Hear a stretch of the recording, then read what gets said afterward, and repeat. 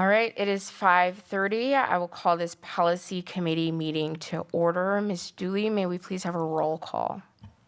Yes, Amy Levy, Here. Greg Snyder, Present. Allison Simro. Present. The roll reflects that all members are present. Thank you so much. Next up are the approval of minutes. Is there someone willing to offer a motion? So moved. Second. All right, there's a motion and a second to approve the minutes from our November 17th policy committee meeting. Is there any discussion? Hearing none, all in favor, please say aye. Aye. Aye. All right, that motion passes unanimously. Next up, we have the appointment of vice chair. Board Member Simro, are you willing to serve as vice chair for the policy committee? I am. Okay, thank you so much. All right, so we will note that appointment. That brings us to policy. Before we get started, I just wanted to give us an overview. So we have 3 groups of policies. The 500 series should be pretty straightforward. That's a holdover from our November meeting. The 800 policy series, I think we can get through this evening. But what I am recommending for our 300 series, so that's policy 377, and then Rule 1 and 2 of Policy 377, that we push that to our November meeting. And the reason I would like to do that, one, is because for the Rule 1 and 2 that our attorney is recommending that we shift to the athletic code book, there are no edits. And what we have done in the most recent past is we've maintained our rules with the policy. So I would really be interested in seeing what the edits are before we review those. And then also it's my understanding from Dr. Kieser that Joel Beard may want to address the policy committee and share with us his reasonings for why he believes a lot of that information should be covered in the athletic code. And then I would like for us to discuss kind of an option of a medium. If we want our standards in the policy, we follow safety protocol. These are what families and students can expect each athletic season, et cetera. That may be an option to have. Ms. Dooley, you're waving at me. Yes. Yes, we did improve the agenda. Oh. Ms. Dooley, thank you for keeping me together. So let me stop talking and we will go back to 1C. Is there a motion to approve the agenda? So moved. Second. All right, there's a motion and a second to approve this evening's agenda. Thank you again, Ms. Dooley. Is there any discussion? Okay, hearing none. All in favor, please say aye. Aye. Aye. All right, aye. That motion passes unanimously. Thank you.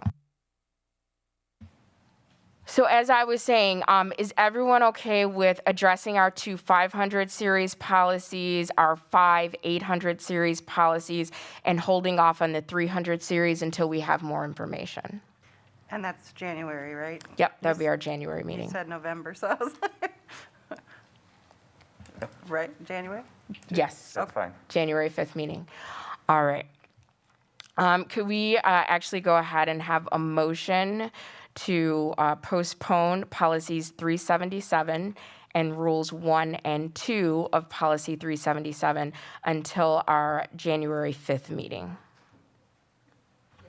I move to postpone policies 377, Rule 1 and Rule 2 until January. Second. Perfect. There is a motion and a second on the floor. Is there any discussion? All right, hearing none. All in favor, please say aye. Aye. Aye. Aye. All right, that motion passes unanimously. Perfect. So that will bring us to the first policy for review this evening, policy 532.41.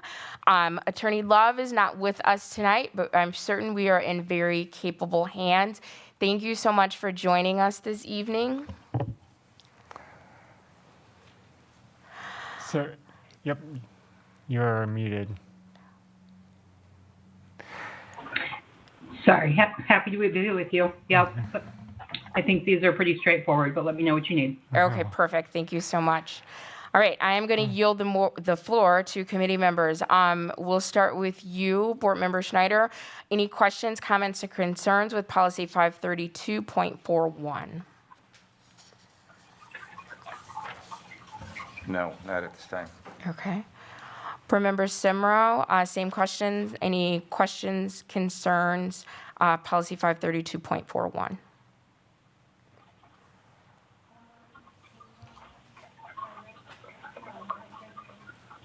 Okay, thank you so much.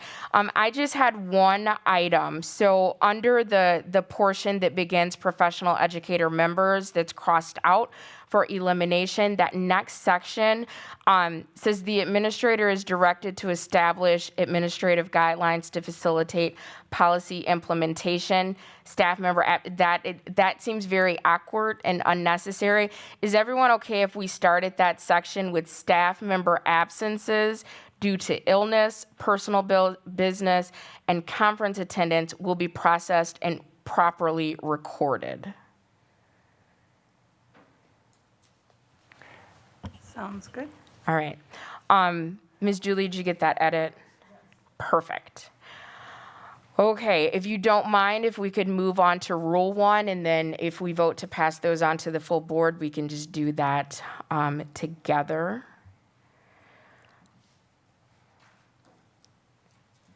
All right, Rule 1. Board Member Simra, do you have any questions, concerns, additions?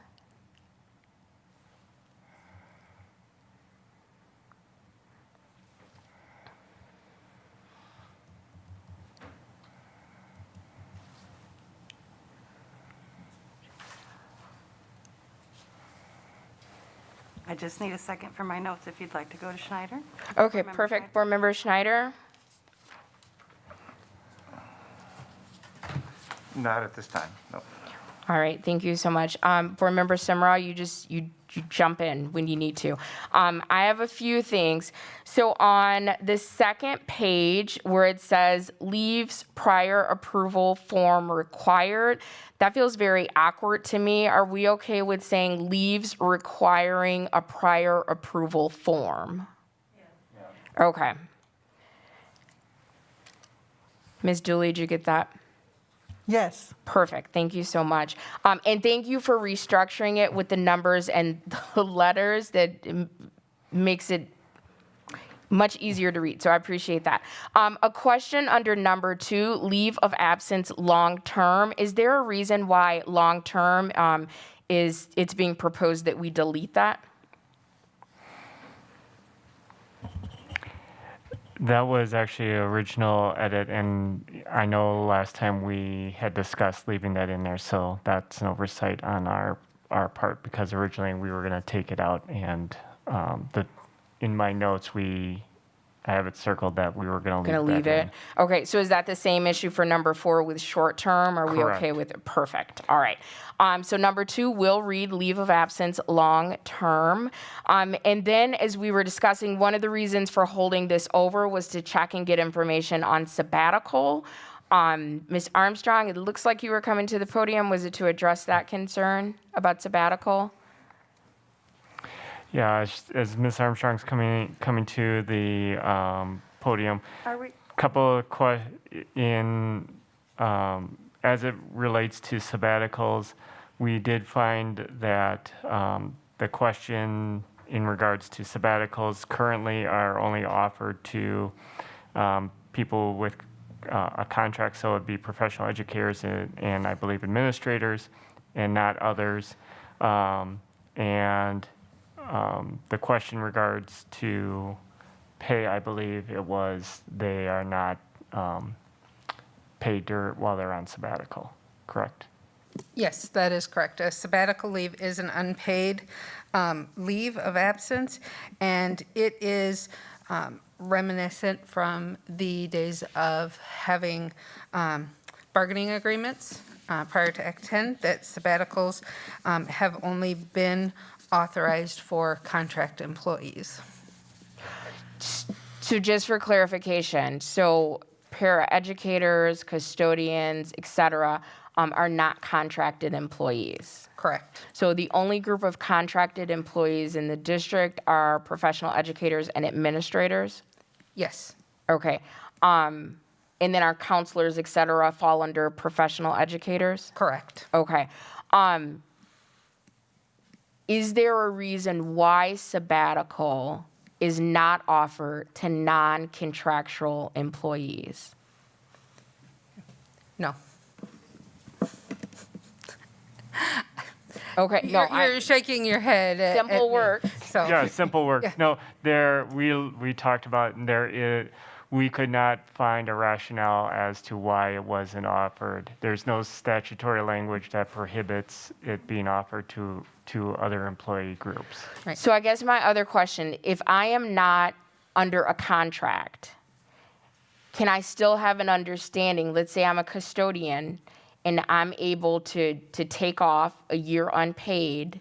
Will I still have my job when I return? well, requests for sabbaticals have to be approved by superintendent or designee. And the past practice is those hourly positions are difficult to fill in a one-year limited term appointment, and that is probably a reasoning. I can't speak to what the reasoning is. That's the only one that I could honestly think of on why that isn't. We have a very difficult time filling those positions. So yes, if we go down that route and say this is something we want to pursue for all employee groups, yes, that sabbatical does include that you will have your position when you return. It does create its own set of circumstances. I just lost my train of thought. That's okay. So here's my thing, and board members, please chime in. I don't want to restrict something where there's not a clear reason why it needs to be restricted. And it could be no one requests or utilizes this, but I don't want to restrict it if we don't have to. Board members, what are you thinking? I agree. I feel as if maybe they didn't know it was even an option since it's not there. And if it were there, maybe someone would take advantage of it. And if it's a hard to fill position, you may be like, okay, well, we have somebody coming back. Okay, and then how it's relevant to this policy is it says if a professional educator is requesting a sabbatical, and I would say that we should put that if an employee is requesting sabbatical. But I just wanted to make sure there wasn't a reason why it was that specific. No, the best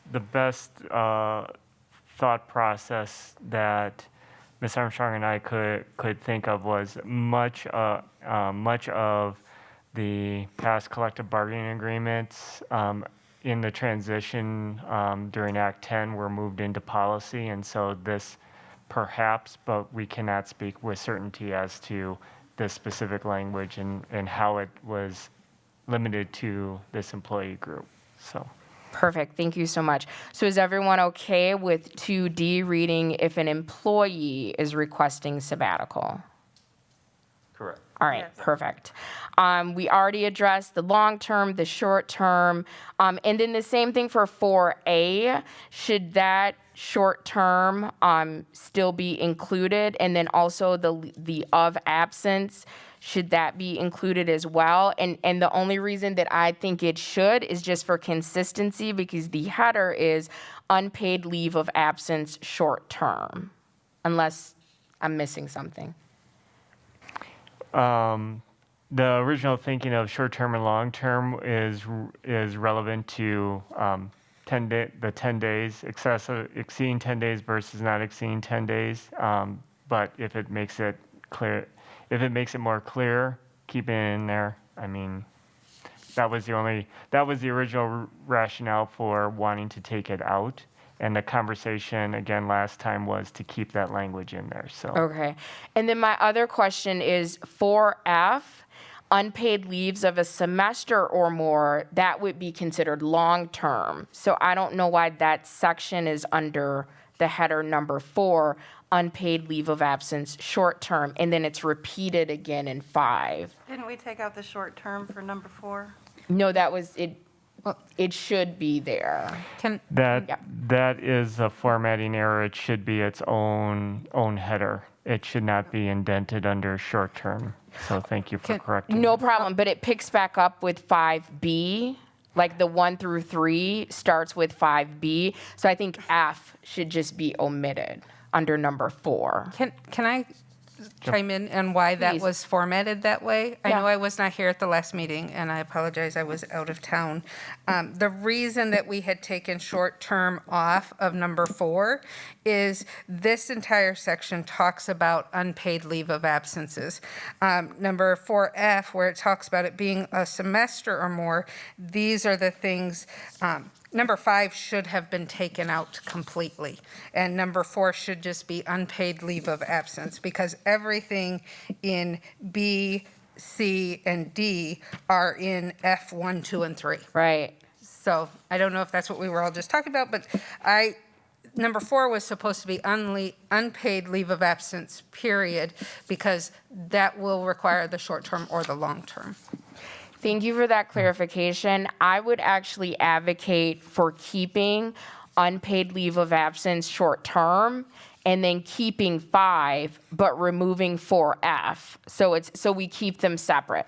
Unpaid leave of absence short-term, unpaid leave of absence long-term, instead of mixing the two. How do others think about that? If you do that, you're going to probably need to repeat a lot of A, B, C, and D on who grants those leave of absence and how they have to be requested, because in 5, it's just talking about the seniority and they retain their insurance and they have to notify us. It doesn't talk about the notification period or who the approval goes through. That's let- on the next page, sorry. There's a third page. I have all the pages, and 5 goes from 5 to 5B, which is no seniority. C is staff members have the right to retain insurance, and D has notification. Everything else is crossed out underneath that. Oh, sorry, mine goes on to a third page. That's why I have that. So to me, F, 4F is, to me, a repeat of what it says for 5. So what about this? Because I hear what you're saying about the process of how your paperwork is processed. So what if for 4, we did have unpaid leave of absence, and then we had A through E, and then for F, unpaid leave of absence long-term. And then put. And then parentheses, a semester or more. So everything, but then do we need to specify that A through E is applicable? You know what?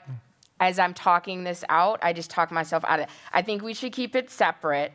And then if we just have, like A is crossed out, one brief sentence that says 4A through E applies, instead of relisting everything. And then we go into B, C, D, and then we eliminate 4F. Does that make sense? Let me repeat that. So what I'm proposing is that for number 4, it's unpaid leave of absence short-term. We have A through E, which explains the process, and then we omit F. Okay? And then number 5 is unpaid leave of absence, long-term, semester or more. And the A, we eliminate what's there and replace it with follow the same, and someone can make it sound prettier, but follow the same process of 4A through E. And then we have B, C, and D, because those things are specific to a long-term leave of absence. That way they're separate, it's clear, and hopefully we're not being redundant. Does that make sense? Okay, unless someone has a better, I think solution. you actually will want to say follow 4B through E, because the first line of 4A is talking about a non-paid Short-term. absent not to exceed 10 days. So perfect, The yes, approval process and notification is B through E. perfect. Ms. Dooley, so instead of what is there for 5A, please follow the process in 4B through E. Is everyone okay with that verbiage? And then we have 5B, C, and D as it is listed. All right, I think we just got through it. Ms. Dooley, any questions? I'm good. Perfect. All right. Is there a motion to approve policy 532.41 and policy 532.41, Rule 1, to move on to the full board for a first reading? So moved. All right, there is a motion and a second on the floor. Is there any discussion? Hearing none, all in favor, please say aye. Aye. Aye. All right, that motion passes unanimously. Thank you, everyone. All right, that brings us to policy 810. Board Member Schneider, questions, concerns, comments?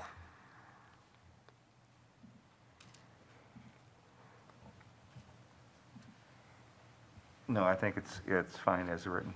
Okay, thank you. Board Member Simro, same question.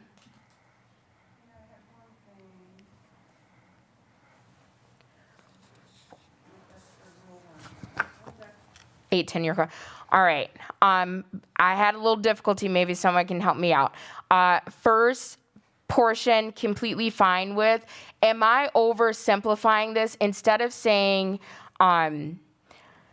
traditional social media, my words can come out, electronic media, is it oversimplification to say effectively utilize print and electronic communication?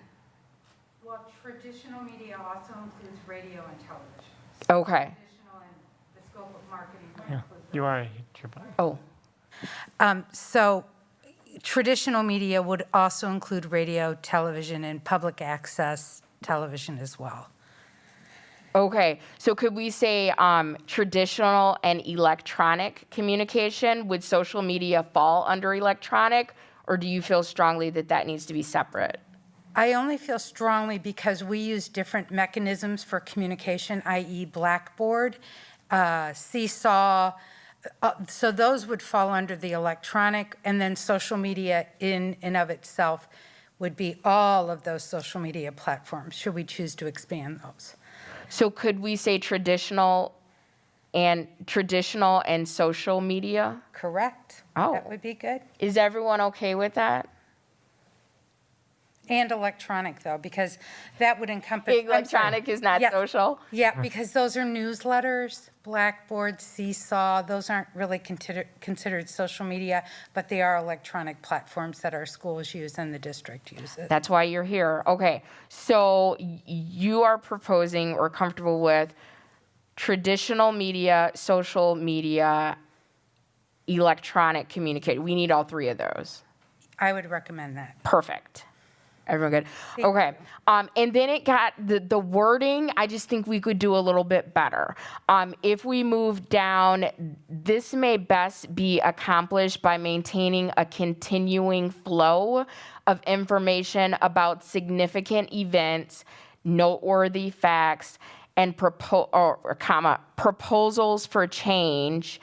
I have no idea what that means. Like proposals. That was unclear to me as well. Thank Okay. you, Board Member Levy. I might make a recommendation that we Please. talk about, significant events, noteworthy facts, accomplishments, and recognitions. Truly, if I look at in my 2 years of being here, that is how we've used our community relations. I'm not quite sure what proposals for change are. Which may be helpful, but it's, if we can't define it, we probably shouldn't put it in there. Okay, so significant events, noteworthy facts. Say that again, please. And recommendation, but for you to vet accomplishments and recognitions, or Okay. accomplishments/recognitions.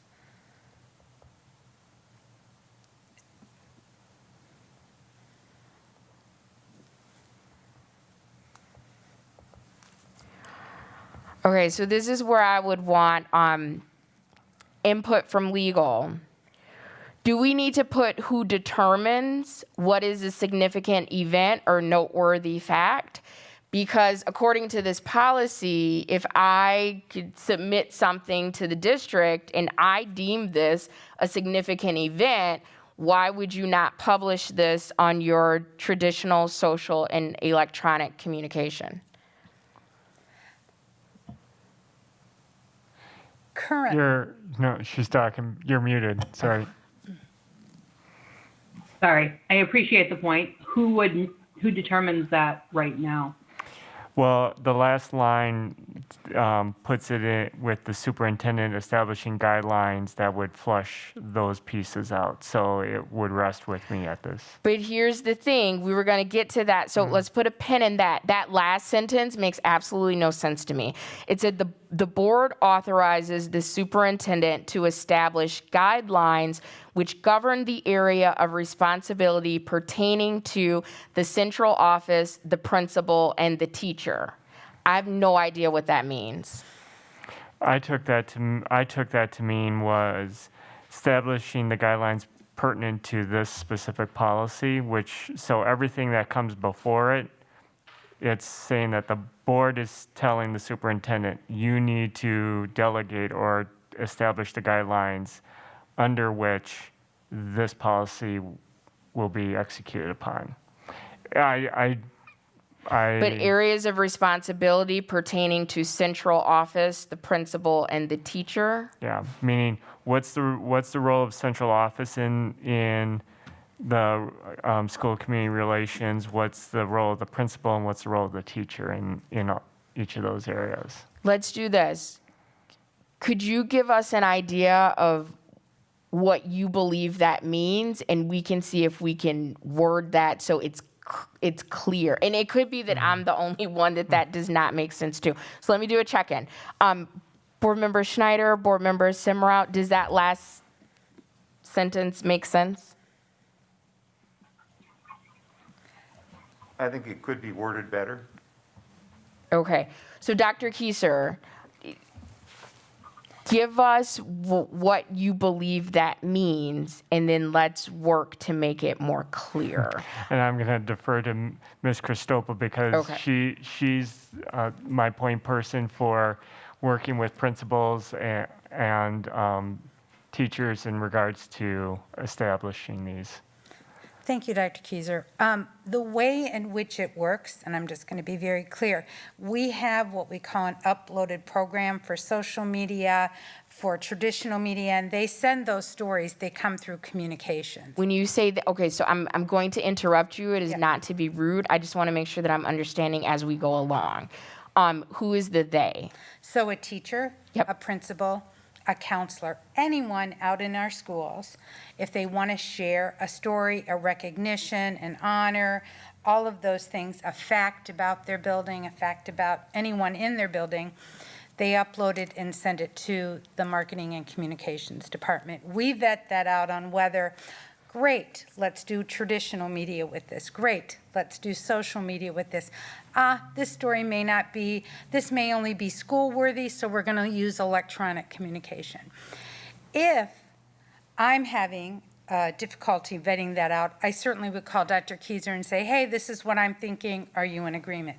But truly the stories, accomplishments, noteworthy things come through the communications department first. Okay, so next question. You described it beautifully. Is there a physical guideline that guides the process you just described? Yes, and it is in the marketing and communications guide that is on our website, both externally for the general public to read and then on the back end for staff. So it's the marketing and what guide? Communications guide, Okay. This is helpful. and that there is a paragraph about it, a link to how to submit, and So in the marketing and communication guide, I apologize, I have not reviewed that's that. okay. Does it say in there who makes the determination of what gets published? I don't know that that is specifically outlined. Okay. I believe it's implied, but that's very different. Correct. So what might be helpful if we said something along the lines of the board authorizes the superintendent or their designee to execute the guidelines outlined in the marketing and communications guide for the purposes of district communication. Now, that still doesn't tie the loose end of who decides what gets published. And I think if we're not clear about that, that we could run into trouble. I think by, and I will ask legal on this. When it says the board authorizes the superintendent, and then if we add in or designee, it is established that if it is unclear, it goes straight to the person I outlined in this policy. In this case, the policy would be myself or in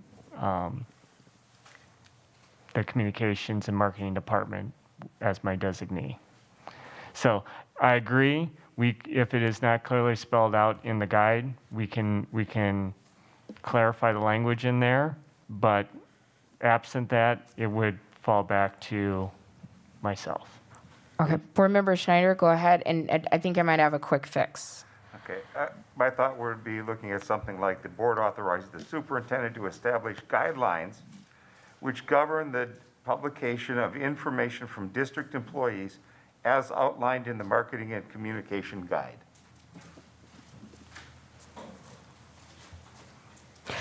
Can we add in there approved content? And I think that would solve it. So the board authorizes the superintendent or their designee to approve content. And it sounds like the guidelines are already established. So I would say to execute the marketing and communication, and execute seems like the wrong word, to help me, Monica, to implement. Yes, to implement the marketing and communication guide. Can we put a period there? Ms. Dooley, did you get that? I'm at the period. No, could you just repeat that sentence back? Oh, yes.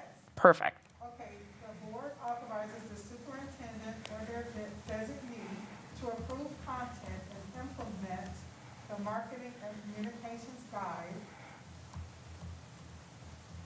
Ms. Kristrofa, does that work for I think it's not you? implementing the guide. Okay. If I can ask, it's implementing, I don't want to say, but the protocol, I'm going to. Outlined in the guide? Outlined in the guide. Implement the protocols as outlined in the guide.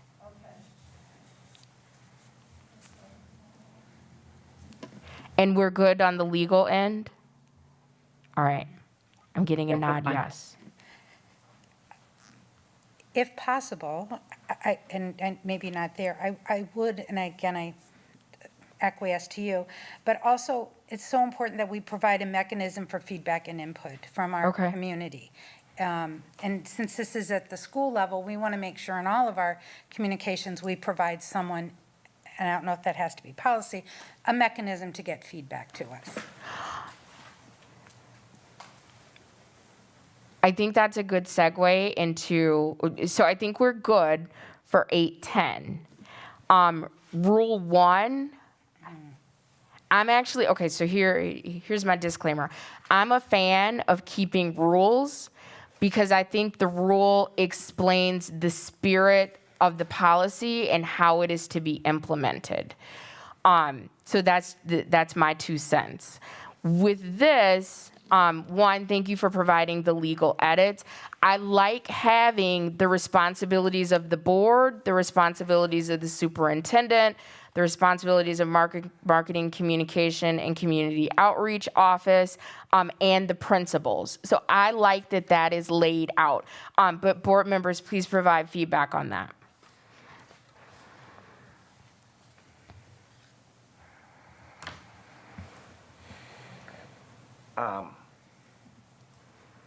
I would like to see this remain as part of the policy. Okay. Board member Semra? I kind of err on that side too, a little. And I know it's a small thing, but for some reason, on A3, I want provide and effective instead of provide for effective. I don't know, that's just me. Yeah, well, that is perfect, and that is why we're here. Okay, so it seems like we have consensus that we want to hold on to policy 810 rule 1. I just get the sense if people are interested in coming to policy, they want to do things the right way, and this explains kind of the nuances of how that happens. So that's why I think there's a benefit. All right, now that we have consensus about keeping 810 Rule 1, let's kind of dive in. Number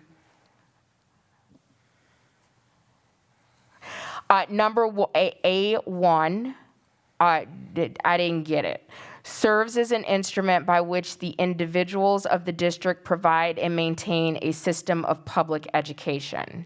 I don't think that has anything to do with, maybe I'm missing something. I'll just leave it there. Somebody make that make sense.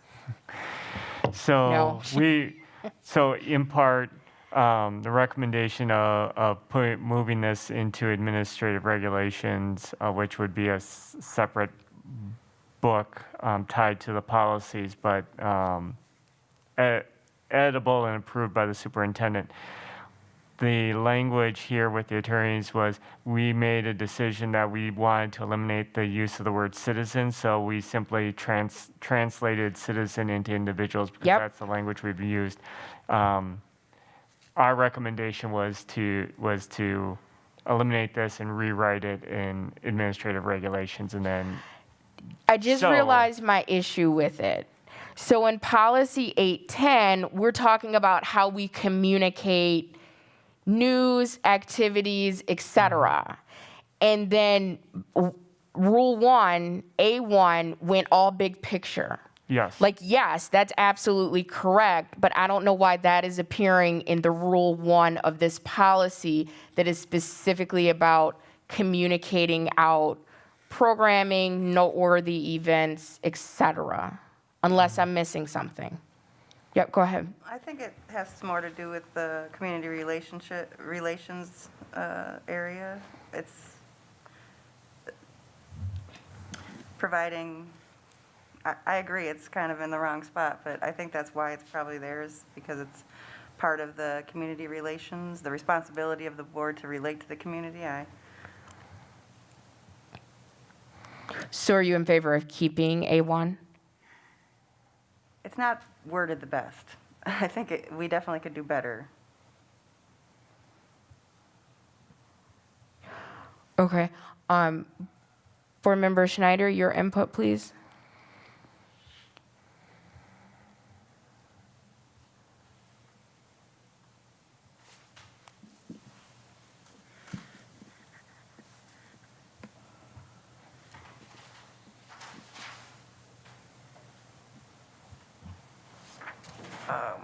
In the first part, I would think that the Board of Education serves as the mechanism by which individuals of the district provide and maintain information. But again, this is talking about communicating information and not necessarily and maintain a system of public education. And we're talking about communication. Which individuals of the district provide?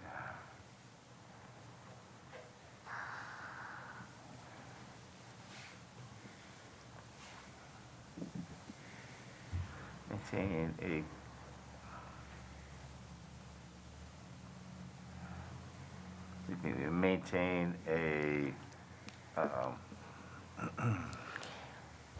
May I interject? This might be helpful. yeah. All right. If we go back to policy 810, part of the problem, and I will say that this is my fault, we didn't have any edits in that first section, so we didn't focus on it. If you take that first section as context for the whole policy, then 1A actually makes more sense to me. Because the way policy 810 starts off is the Board of Education is the representative of the people, therefore must be sensitive to the needs of the people, and then it goes on. Since we just focused on the edits in that second, I think that's what was throwing me off. So I'm just gonna go ahead and retract that. I'm actually okay with 1A when we look at it in the broader context. Is everyone else? Yeah. Okay. Board Member Simro, it was that A3, provide an effective way? I absolutely agree. Yep, and then if we move down to the line right, the public maintains S, an interest in school issues. And could we say a degree of confidence? Can we remove that? Like, it insinuates to me like bare minimum. I want us to aim higher. So let's just start over with 3. So 3, provide an effective two-way communication between the board and the public at large so that the public maintains, with an S, an interest in school issues and confidence in the school system and its administration. And the reason that I am saying system, because when we read, I don't think we've gotten to, just for consistency, it's referred to as school. Oh, write down in B1, involve board members and all employees in the school system. Is that okay with everyone? All right, are we good on A4? Absolutely. All right, let's move to B, responsibilities of the superintendent. Number 1, any changes? No. The only thing that I would like to clarify in 1 is in front of political and civic segments of the community. Could we put nonpartisan political? Just to be clear that we're nonpartisan, and civic segments of the community. Is everyone okay with that? All right. And then number 2. Oh, yeah, go ahead. Sorry. No, you're fine. I think it should be interpret board policies for the staff and for the public. I feel like it might be a little, Yes. There. I feel like 2. Instead of 2, Yes. 4. Yeah.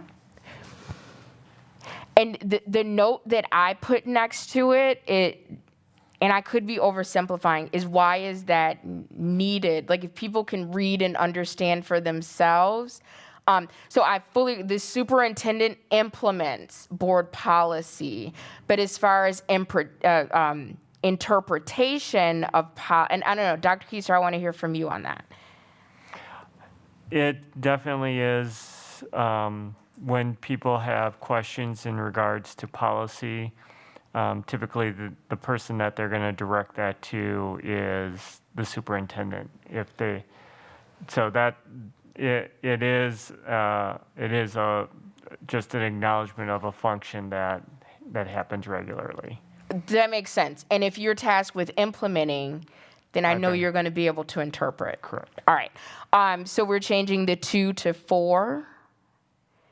Is everyone okay with B3? All right, hearing none, I'm going to assume yes. That change in C, the header, makes complete sense. We've already talked about why we want those specific categories. Anything for C1 or 2?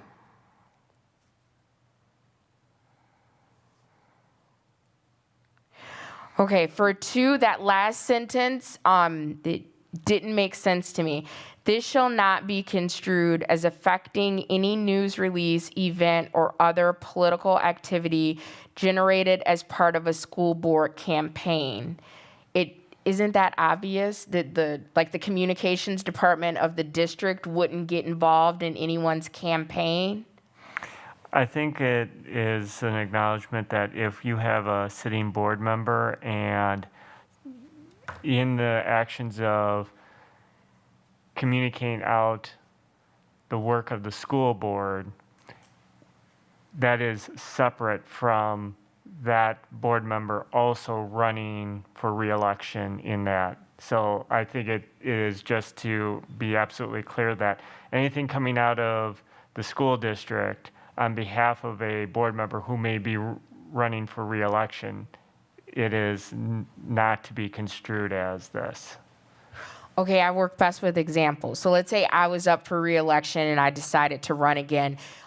So if Monica put out an article that said Amy Levy did such a fantastic job as policy chair, that we just want to be clear that this is not an endorsement of her candidacy. Correct. Okay. Yes. Got it. Got it. All right, thank you for that clarification. 3.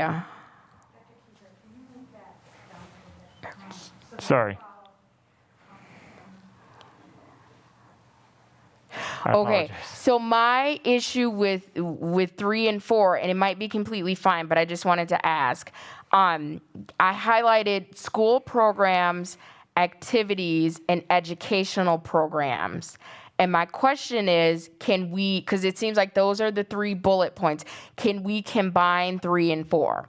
So create press releases and other means of communication for the purpose of informing the public of school programs, okay, let me back up. What is the difference between a school program is like maybe like a family night, and then an educational program is like something specific to DLI, for example? Correct. Okay. DLI versus like the spring play.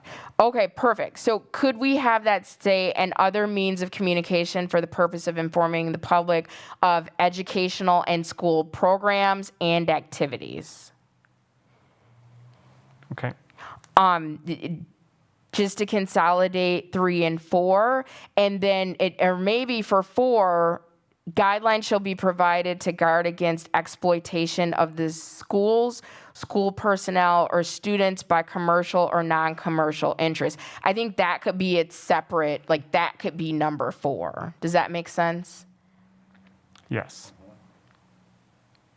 So can you repeat what number 3 was? Absolutely. So 3 would be create press releases, social media content, electronic updates, and other means of communication for the purpose of informing the public of education and school programs and activities. And then 4 would be guidelines shall be provided to guard against exploitation of the schools, school personnel, and students by commercial or non-school interest. Because I think that's so different, that needs to be its own number. Okay. Yep. All right, moving on to D. The only thing that I had in number 1 is if we just made it match the header. So if it said marketing, communication, and community outreach office, or is there a reason that you guys want department? No? Okay. Yeah, go ahead. I think that should be also part of C1, where it says implements the board's community relations policies. Do you want to say as outlined in the communication, or is the marketing and communication guide? Well, I think the be more difference is that C or D is principals bringing it to the attention of the marketing, communication, and community outreach office. Okay. Yeah.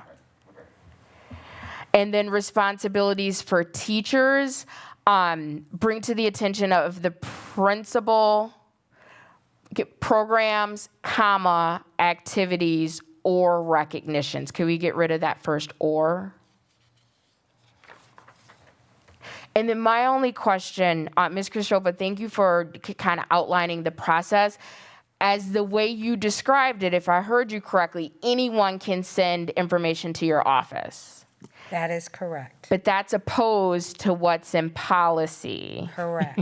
Because policy, like the teacher sends it to the principal and the principal submits it to the marketing, communication, and community outreach office. How do we want that flow to go? Because I just want to make sure that the practice matches up with policy. And you raised a very good point, because they do. And a lot of times, principals are very, very busy. By uploading this easily, I have the chance to vet it. Now, I may call the principal, but teachers, social worker, anyone can submit ideas to this department, our department. The intent of the rule was that in a time when there wasn't a mechanism as we have now for multiple people to submit. Right. And it was so that people were informed. So if I'm a physics teacher at the high school and we're doing speedboat races, cardboard boat races in the pool, and we take pictures, I can submit directly to Ms. Christopa. She will then inform the building principal that, hey, this happened, we're going to run with it, so you know, and you're not caught off guard. So Whether I submit it to Ms. Pels then gives it to Ms. Christopa. We have a mechanism, but there's still the expectation that everyone in the chain gets informed. So how about this? Can we combine D and E and have responsibilities of teachers and principals? Bring to the attention of the marketing communication. So that way it can come from teachers, it can come from principals, and then add a 2.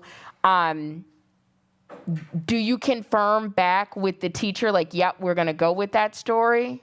Absolutely. So something, and Ms. Christopa, I'm looking to your expertise. So we'll combine D and E and just have responsibilities of teachers and principals, and then add a number 2 and say, a staff member from Marketing, Communication, and Community Outreach Office will confirm what? What is it called? Confirm the release of information, truthfully. And then we give them a date and we tell them where it's going to be, too. Okay, so we'll provide confirmation? Yeah, that's, Okay. thank you. No problem. Do you think that we should include principals, teachers, and employees, since it's such a broad, anybody can submit? Should we put responsibilities of staff? Maybe. Yes, I mean, paras, our facilities team, we get lots of information from the entire district. Which is great. It is. Okay, so we're gonna merge D and E, and we're gonna change that header to responsibilities of staff. And then we'll keep number 1 as is with the change of department to office. And we're gonna add number 2 to a member of the Marketing, Communication, and Community Outreach Office will confirm release of information. That's exactly how it works, so thank you. Perfect, yeah, I don't wanna edit policy and it's immediately incongruent with the practice. All right, everyone good? Can you repeat the number 2? Absolutely. A member of the Marketing, Communication, and Community Outreach Office will confirm release of information. Is that accurate? Okay. May I ask another question? Please, ma'am. Going back to 18, and maybe in reference to this rule, I don't really know if it's in reference to this rule, but we added something about the marketing and communication guide in 810. Do we need to add that as a cross-reference? That wouldn't hurt. Yeah, Yeah? Okay. please. Yep. Thank you. No, thank you. All right, if all minds are clear, is there a motion to approve Policy 810 and Policy 810 Rule 1 to move on to the full board for first reading? So moved. All right, there is a motion and a second on the floor. Is there any discussion? Hearing none, all in favor, please say aye. Aye. Any opposed? No, because everyone said aye, Amy. All right, that motion passes unanimously. That brings us to Policy 811. Board members Simra or Schneider, any questions, concerns with Policy 811? I would like to add in the line that starts, however, the Board of Education and staff shall make decisions. I would like to add something in there, taking into consideration the community's comments. The Board of Education and staff shall reach decisions based on their own best judgment.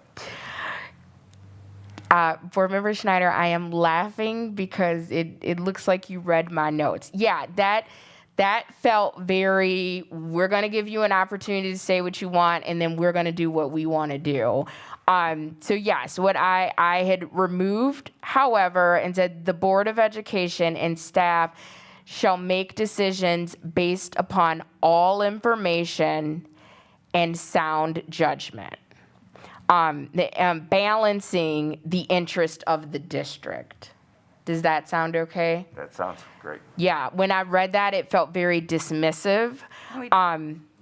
Yeah. And if we could just back up, so as a commitment to continuous improvement, the Board of Education and the staff welcome suggestions from individuals and community groups. The questions that went off in my head is who, when, and where. I think we do a nice job at regular board meetings. We have our section for public comment, but what gave me pause is it says the Board of Education and staff. So reading this policy, our staff could get bombarded with suggestions from individuals and community groups. So I think it would be prudent for us to kind of speak to some structure with that. But I could be overthinking it. What is input from the group?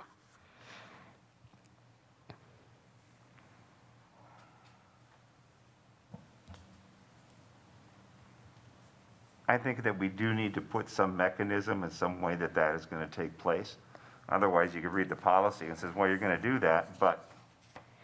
And I don't want us to have something in policy that we don't have the capacity to follow, you know what I mean? To follow up on. So I am fine with the spirit of what is there, but I want us to give like, how do I do that? I want our policy to be a usable working document that's helpful for people. So via email or public comment. So for staff, I'm going to go out on a limb. I don't think staff would have a problem with receiving emails. They can process that and manage it at a time that works for their schedule. With the board, people are welcome to email us, to show up for public comment, et cetera. Dr. Kieser, what are your thoughts? So, and I guess my look at this is the intent of this is saying that we know that we get suggestions, both the board and all staff members from the superintendent all the way down on suggestions from individuals that we intersect with in groups. The mechanisms that are outlined in the cross-reference is if the suggestion is in the form of a complaint, we do have a mechanism, and that's the district complaint policy. Yep. All other recommendations, such as, I really think you should have cardboard canoe races in your physics class. Thank you. But that's just not gonna, that the spirit is, yes, we will listen to you, but at the end of the day, the decision lies with the professionals and the elected officials of the school district to run the district. So it's possible that I'm overthinking it and we don't need to specify the mechanisms, no. Just leave, thank you, Just okay. leave it. All right. Oh. Board Member Simra? I agree. I think we should keep it in there just because if we were to say just like emails, then some people might feel like they're excluded, Okay. And I also think that definitely the however is, maybe the board will consider all suggestions and then make decisions based upon. Well, I think it would apply to board and staff, and it sounds like what we agreed to for that, the second sentence is the Board of Education and staff shall make decisions based upon all information and sound judgment, balancing the interest of the district. Okay. Can you repeat that? Yeah, absolutely. So the first part we're going to leave as is, and then the what's stricken through in red, we agree with eliminating that. So it will pick back up with the Board of Education and staff shall make decisions based upon all information and sound judgment, balancing the interest with an S of the district.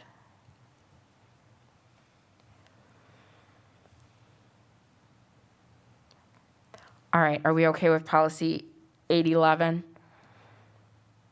All right, is there a motion to approve policy 811, participation by the public, to move on to the full board for first reading? So moved. Second. All right, there's a motion and a second. Is there any discussion?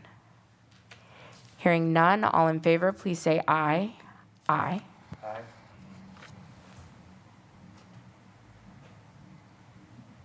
Didn't miss you, Board Member Simra? Oh, sorry. All right, that motion passes unanimously and brings us to our final policy that we will be reviewing this evening, Policy 821, school-sponsored media. Board Members Simra or Schneider, any questions, concerns, comments on this policy?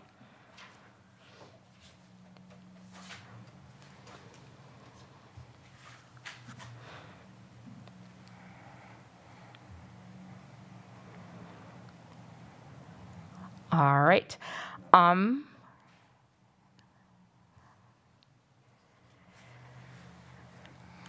Okay, so we already heard our reasons for the traditional media, so that completely fine. Prepared by school officials and representatives shall be consistent with the goals of the school district of Beloit. And the instructional guide, my question is, what is this? Approved by the Board of Education. Can you shed some light on that, Dr. Kieser? Goals, and so instructional guides are referring to like our curriculum, our like MTSS, multi-level systems of support. So instructional guides is a global, in this context, is representing a global term for all of the things that the departments produce that the board will ultimately approve. So new curriculum, new course proposals, all of those kind of general pieces. So if we can think of a better term, I'm open. So my thinking was, okay, the header is school-sponsored media, and that seemed very specific. Are we okay with saying regular and, okay, let me back up. Do we need special traditional media, or can we say traditional media, social media, and electronic communication prepared by the school officials or representatives shall be consistent with the goals of the school district of Beloit, period? Correct. Is there a reason to include about the instructional guides that I'm missing?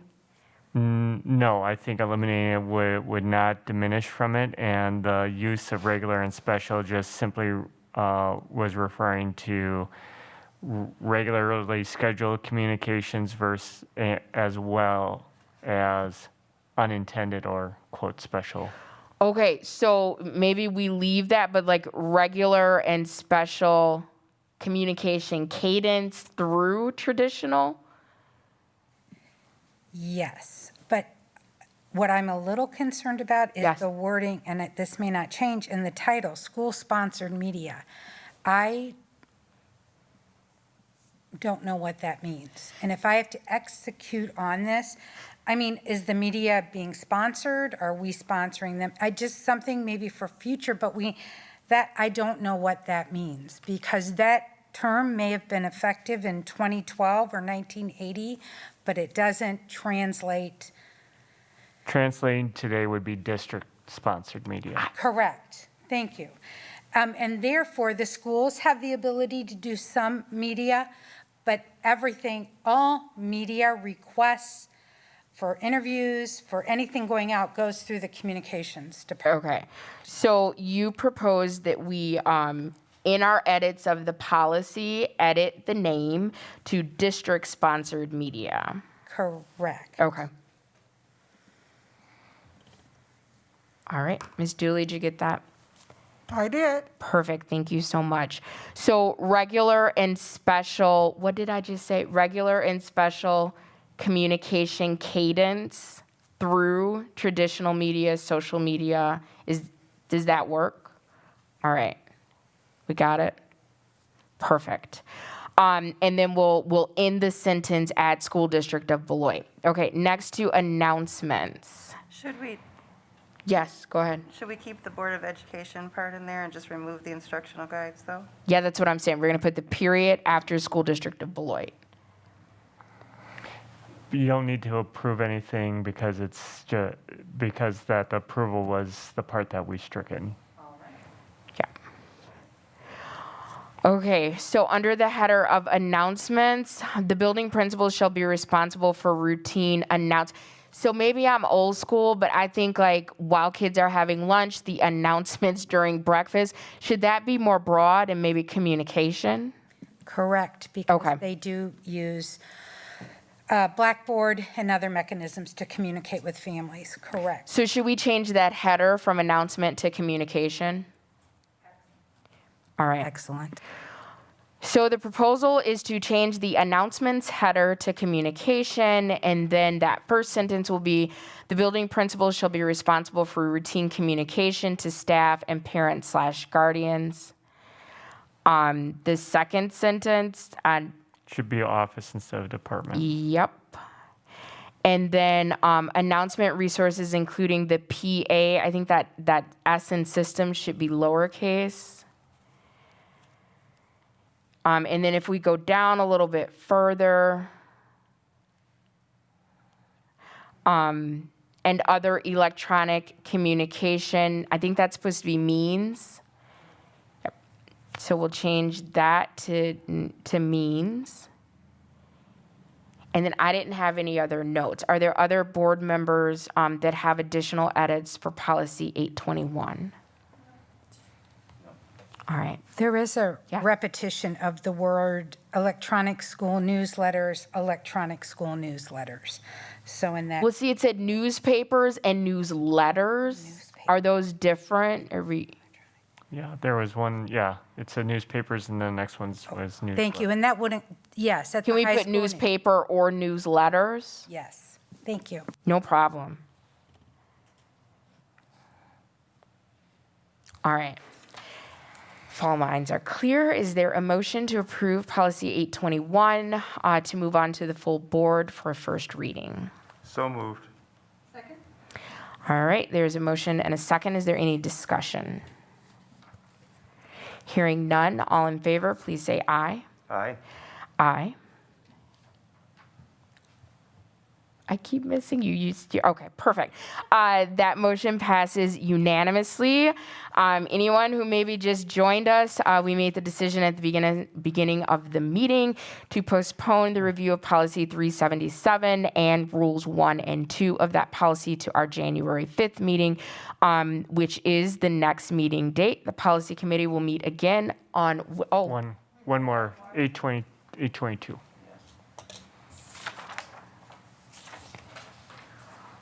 I was about to have us out of here. Thank you. Hold on. Okay, perfect. Thank you. Oh, I have it. Thank you.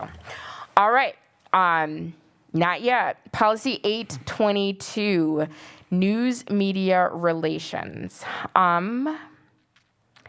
Yield the floor, board members Simro or Schneider. No issues with this.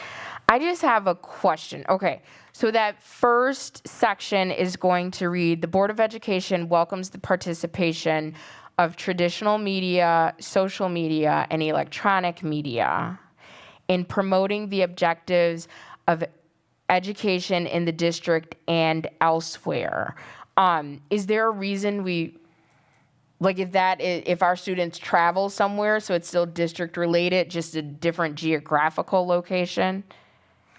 Yes, this would be like if the drama production went on the Scotland trip and they were now with the ability of YouTubing from across the seas, they could be doing a concert and things like that.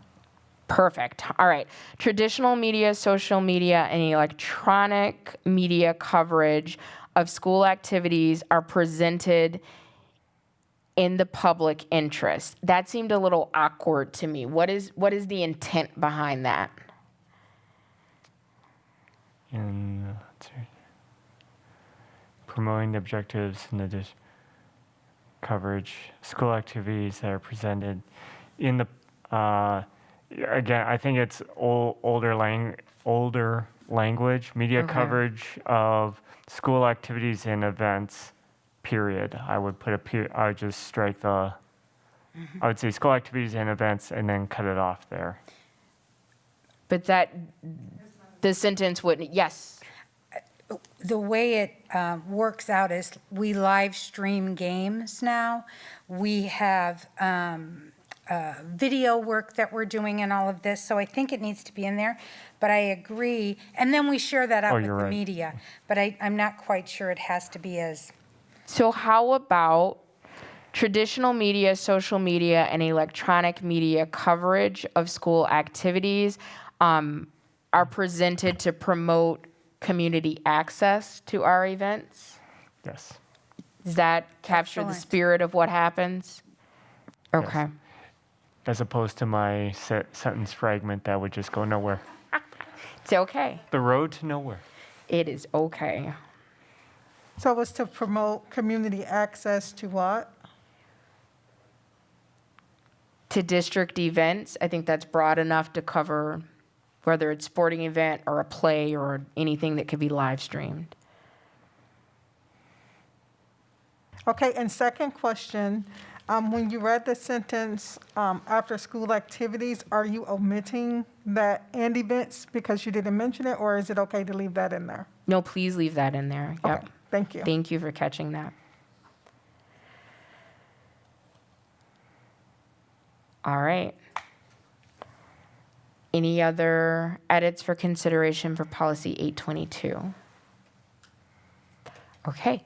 I will entertain a motion to approve policy 822 to move it on to the full board for first reading. So moved. Second. All right, there's a motion and a second. Is there any discussion?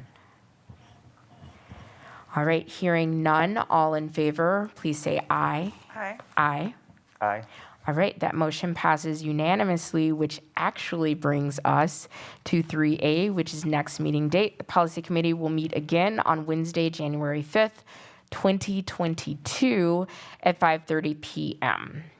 All right, is there a motion to adjourn? So moved. Second. All right, there's a motion and a second. Thank you to our attorney present. We didn't utilize you much tonight, but we definitely appreciate you being here. If there is no further discussion on the motion, all in favor, please say aye. Aye. Aye. All right, that motion passes unanimously. Thank you, everyone. Thank you. Thank you. Yes. Thank you and your committee for addressing policy